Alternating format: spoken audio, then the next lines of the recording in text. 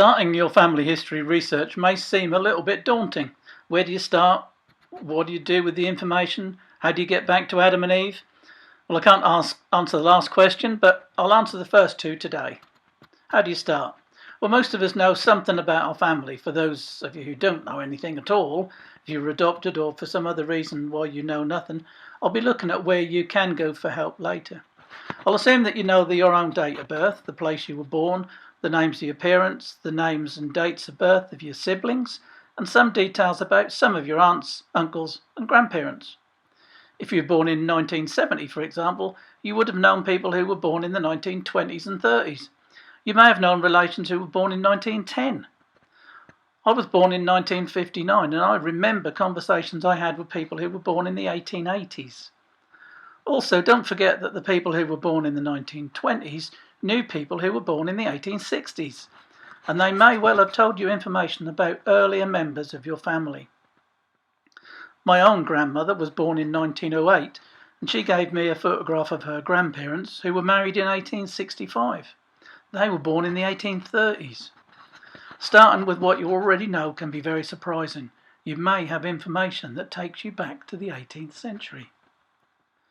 So if you put down all the information you have, so it enables you to move backwards, at least towards Adam and Eve, if not actually to Adam and Eve.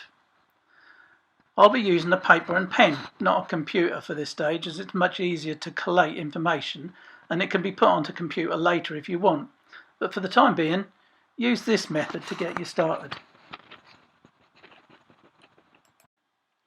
Take a pad of lined A4 paper and use one sheet for each person. It doesn't really matter which order you write up these sheets, as they'll be put in folders and you can index them later.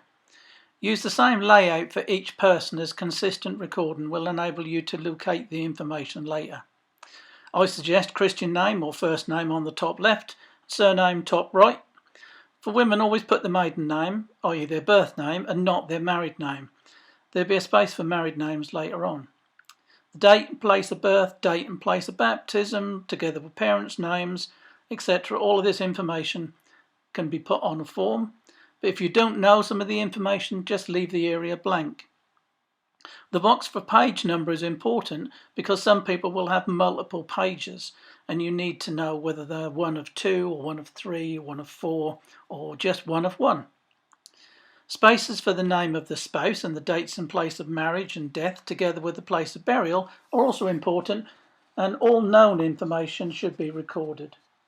People who marry more than one should have separate pages for each spouse, in order of their marriages when you come to arrange them, with the spouse 1 coming before spouse 2, etc. If there's not sufficient room for all the children on one sheet, make another page continuing in date order if known. Illegitimate children should be on their mother's page with no spouse named.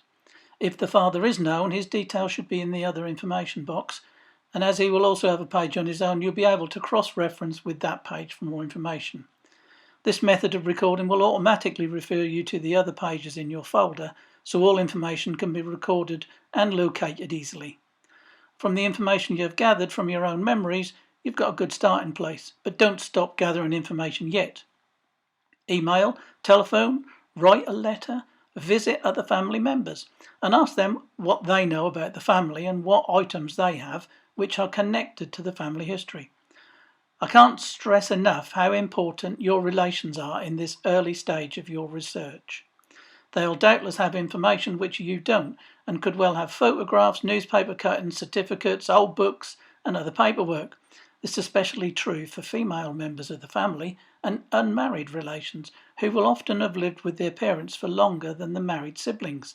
So they're more likely to have inherited more ephemera from the family home, as well as more memories from the older generations. If you do have older family members, contact them today. Don't forget that your uncle is your mother's or father's brother, and also knew your grandparents and possibly your great-grandparents. Your cousin may well have sat on your grandfather's knee and heard all the family stories. Your eldest brother may have heard all about great-grandfather's misdemeanours, and your great-aunt may have all the family photographs. Never overlook talking to all of your relations as soon as possible. Their stories will be lost all too soon. So when you've got all this information on sheets of paper, Lay them out on a table and collate them in alphabetical order and put them into a folder. Don't forget to keep multiple pages for any individuals together. Keep women indexed under their maiden name and any women with unknown surnames at the front, alphabetically by their Christian or first names. Any duplicate names should be indexed chronologically. Get a clean sheet of paper and starting with yourself at the bottom of the page, you can now start to draw up a family tree. And using the John Smith family, you'll see he's been placed at the bottom and his parents are placed the next line up with the males always to the left. Above them are John Smith's grandparents, and again above them are John Smith's great grandparents, and you'll see the males are always on the left. Next time we'll have a look at how to get back before living memory and also help people who were either adopted or know nothing about their family history. If you'd like a copy of any of the forms that you've seen that I've used on the site, please drop me an email and I'll be quite happy to send them to you as a PDF. So my email address is Glynn at Norfolk-Tours.co.uk and the website address is Norfolk-Tours.co.uk. Look forward to speaking to you next time.